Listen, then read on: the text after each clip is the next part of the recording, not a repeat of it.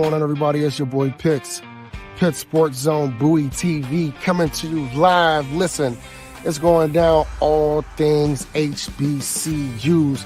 And who else better to start it off with them Bowie State Bulldogs? We coming to you, Bowie State Bulldogs, total access. We got the Morgan State Bears. Listen, all HBCUs information, all HBCU news, sporting events, updates. You get it live here with Pitt Sports Zone, Bowie TV, Comcast Channel 77, Verizon Channel 11 is going down. Don't you miss a beat. Listen, it's only the beginning because it's early still. And it's we're gonna be here all day. All day.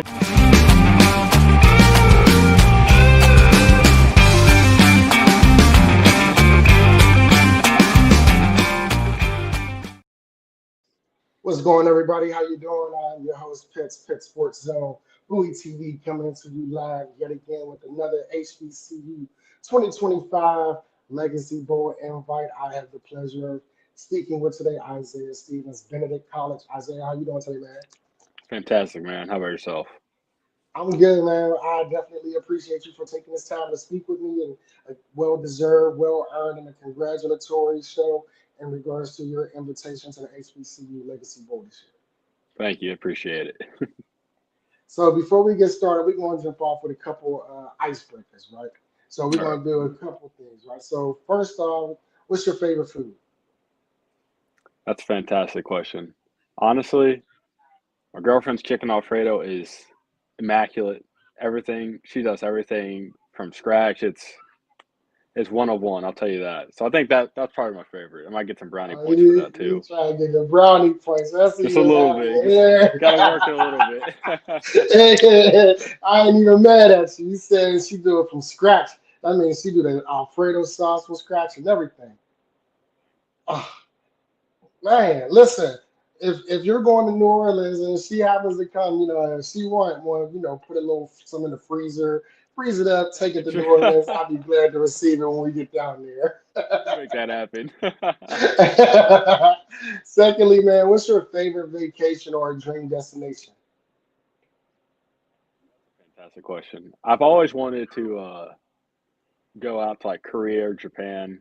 I know my brother's going, I think, next year to Japan. So I'm a little jealous, but okay. With football, you don't get a lot of time to vacation, so I just think about it. Right, you're in grind mode 24/7 when it comes to football or any sport. Ain't that the truth? Okay, so Korea, Japan, that's nice. That's different. That's one of the ones I haven't heard yet. So definitely. Well, everybody's like beach guys or Cabo. Yeah, everybody's like Dubai, like Greece. I've heard Greece. Yeah, that's a nice one. You gotta change it. I could do something different. Something. I mean, you see it on Instagram all the time. People going to Dubai, Mexico, or whatever. So do something different. Absolutely. See something cool. I'm a foodie too, so I love Asian food. Okay. So as a child, we won't say now because of the position that you're in and the dreams that you're still chasing. As a kid, what was your favorite NFL team? I was a New Orleans Saints fan. So I grew up a New Orleans Saints fan. I watched them play. I watched Drew Brees, Mark Ingram, all those guys. And then I got to go to their team camp, and it was at the Greenbrier in West Virginia. And I got to see that. I got a ball signed, and man, you can't do nothing but love them. So I'm a big Saints guy. So going to New Orleans is a dream come true. Right, who they? Yes, again, Isaiah Stevens, Benedict College linebacker, who I have the pleasure of speaking with today for those who are just joining. Isaiah, let's go ahead and kick it off, man. Like I said, I got 7 categories for you. The first one, we're going to talk about the HBCU experience, the selection experience, meaning take us through, or how did it feel when you first found out that you were selected to play in the HBCU All-State Legacy Bowl? It's funny. I came in to watch extra film, so I'm sitting in with the DC. It's me, and then I think our special teams coordinator, who's his brother, comes in. They're giggling. Something's up, right? And then I look at Twitter and I see the invite, and they start laughing. They had known about it today, and it was cool. It's one of those few times where you get recognized for the days when no one sees anything. So it always feels nice, and it's cool to get to play with a bunch of HBCU guys who are talented in their conference or their team. It's awesome. It's an opportunity you can't pass up on. Absolutely, man. And, again, well earned and well deserved, but the appreciation, the feeling of being appreciated for all of your efforts and your hard work, your consistency and your commitment goes a long way. 100%. Let's talk about your journey and background. Can you share a bit about your journey to college football and what motivated you to pursue that path? I mean, you start from the beginning. I grew up a UVA fan, and my dad took me my first game, so I got to watch, student section, the band, the football, the big lights. Fell in love with it ever since, and just worked hard. I was pretty late to the offer scene. In high school, I didn't get my offers till senior or the summer going into my senior year. So I started my college career at Coastal Carolina. Okay. Was there for 2 years, had a blast. Then I went to Notre Dame College up in Cleveland, Ohio. RIP NDC doesn't exist anymore. Okay. And which led me to have the fantastic opportunity to finish my career at Benedict, which is awesome. Absolutely. And, when you say, it's a joy that you were able to really see the perspective of college football from various viewpoints. When you Oh, it's saw awesome. I Coastal mean, Carolina and Cleveland, and then you end up in Benedict. You know, when we talk about the HBCU experience, can you share how being a part of an HBCU has shaped your football career and personal growth? yeah, absolutely. I mean, I'll be honest with you. I was not an HBCU guy. When I went Okay. to Coast, I had a couple HBCU schools talk to me when I was a freshman or senior in high school. I was like, nah. And when I went to Notre Dame College, I had some HBCUs, and I was like, nah. And even when Notre Dame closed down, I really wasn't. I was looking at other stuff. I'll be honest. I was looking at Harding. I was pretty much dead set on going to Harding, and then Coach Spearman, our D line coach, he called me. I just said no to Central, North Carolina Central. I kind of just didn't even think about it. And he called me. We talked on the phone, and my car broke down.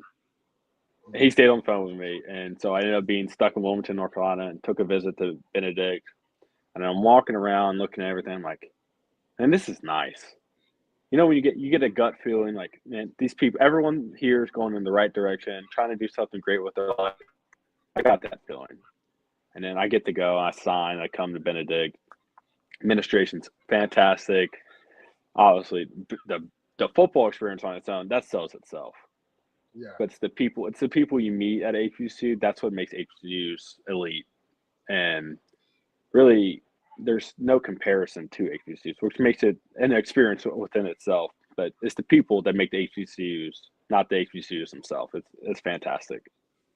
When you say, when you say you had opportunities, was this something that prevented you from wanting, or was it because and I shared this when I spoke with Steve Weiss, NFL Network analyst. When it comes Mm. to HBCUs, there's a lot of I want misinformation, misrepresentation in regards to Oh, what an absolutely. HBCU stands for, and a lot of the times it's individuals or people who have never attended an HBCU or have stepped foot on an HBCU. So when you said you had the opportunities, what was it that was preventing you from wanting to take that journey?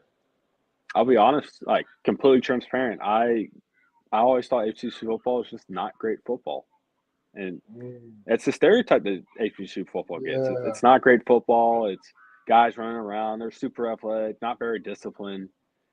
And it didn't help that my first experience watching HBCU game was a Norfolk State team that was not very good. And it was before Coach Vic obviously took over there, and they weren't great. So I saw them play. I was like, all right, whatever. yeah, I got to see. I mean, I'm 23, so I got to see the A&T years where they were fantastic. yeah. Um, I did get to see that, but even then, like no one in my area. I mean, I went to a school that was 97% white. Okay, So I don't know anyone that went. I'm the first kid to go to HBCU. I didn't know anyone at okay, HBCU. So a lot of it's just not knowing and hearing outside voices. And then obviously, if you don't know better, you don't know what you don't know, then you don't know anything. So I'm very happy that I took the opportunity to go. It's been eye-opening. It's been awesome. As a guy that wants to get in the coaching world, it's been fantastic. And it's great football. Let me tell you, great football. You know, it's crazy. And that's one of the things, why I strive to highlight HBCU athletics as a whole, Mhm. including football, is because, again, the stereotypes about what it means to go to an HBCU or the culture of an HBCU is different once you're actually entrenched and a part of an HBCU community. 100%. So It's a definitely family. shout out to you. And who the stars aligned. You went out to Central. You got your car broke down, and here it is, Benedict College coach. Basically he's showing you before you even signed on what the hospitality and what that family environment looks like. When you choose a Benedict at HBCU, is that I'm not going to let you sit on the side of the road by yourself. I'm going to talk you through this until somebody's able to help you or AAA come, et cetera. So shout out to that coach as well for basically, giving you that first taste of what family feels like at an HBCU. Oh, absolutely. I mean, it's just fantastic people. That whole Coach Seth Benedict, they're one of one. Love those guys. Obviously, biased a little bit, but these guys are fantastic. I had known Coach Scriven. He actually had coached against me when he was a DC at West Virginia Wesleyan. So I had known Okay. his name. And so all it took was a name I know, and then it took care of the rest. It's just good people. If you can describe what an HBCU means to you in one word, what would it be? One word. Opportunity. Mm, yes, that's a repeater. I definitely agree. Opportunity. When we talk about opportunity, let's talk about your goals and intentions as it pertains to Legacy Bowl.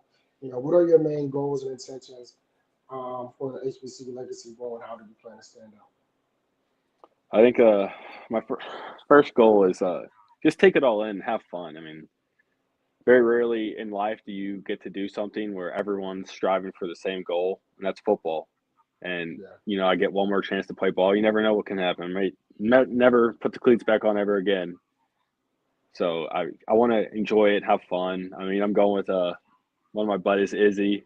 He's going to from Benedict, so we're gonna hang out and okay, have fun. But part of it too is play well, have fun, be loose. A lot of guys get tense when they go to stuff like this. They try to do too much and play out of themselves. We just want to do what got me here.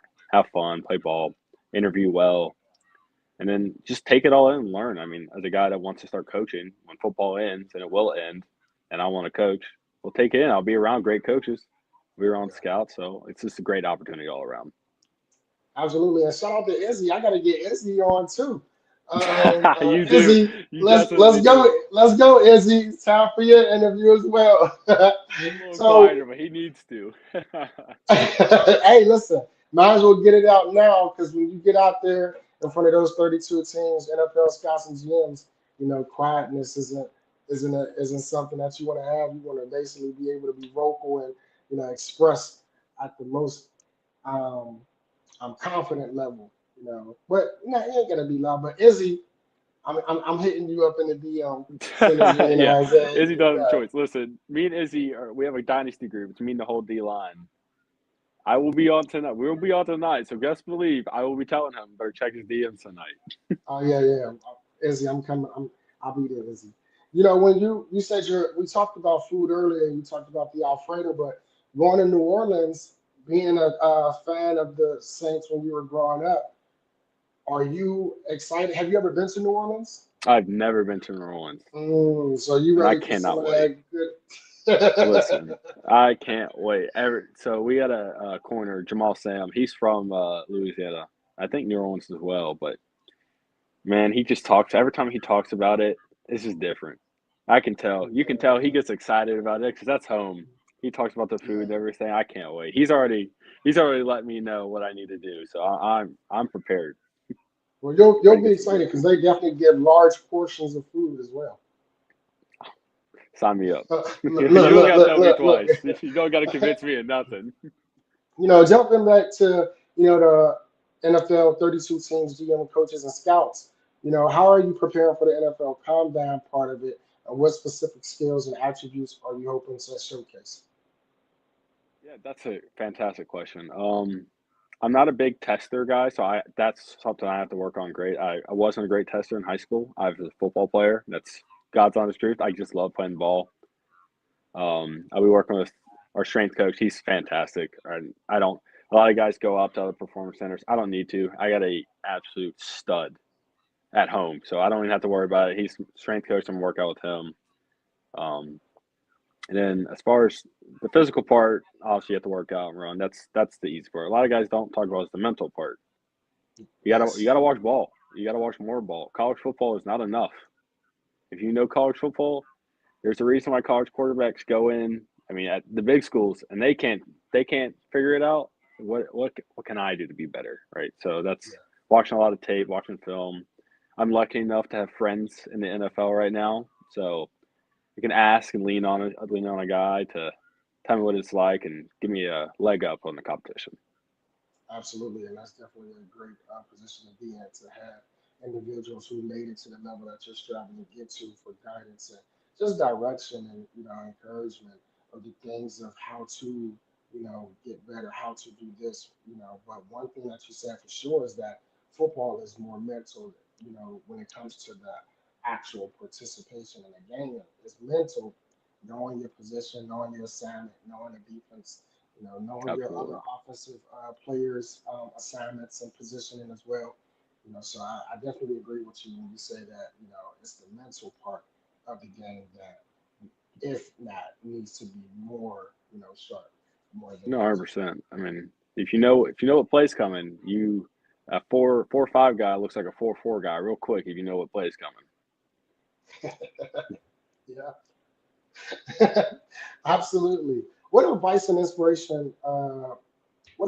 would you give to a younger athlete who is striving to follow similar footsteps? You're not working hard enough. No matter what you do, you're not working hard enough. Someone's always working harder than you. That doesn't always just mean the weight room in the field. That's where a lot of guys get it wrong. Is the same thing where they think, oh, I can just do cone drills and I can lift. You need to watch football. Your life should be football. If there's football on TV, why are you not watching it? Whether it's HBCU game or it's an FCS game, if it's a high school game, NFL game, go on YouTube. Just watch football. Learn. So you never know. I mean, I could tell you 1,000 moments from this season where I saw this. It happened. We played Albany State. They ran this 20 personnel. They ran a screen, throwback screen, and I saw it the week before. Mm, As you just watch ball, you'll see it happen in real time, and it makes football go a little bit slower. absolutely, the game speed slows down for you. When we talk future aspirations, last question, talking future aspirations beyond the NFL, what are your long-term aspirations both on and off the field? I think you kind of really talked about it. Yeah, I'm gonna let you, but you said you wanted to coach after football, but you got yeah. As far as on the field, I just want to play until I can't play anymore. This game is we love this game. The game of football is one of one. It's why it's the greatest sport in the world.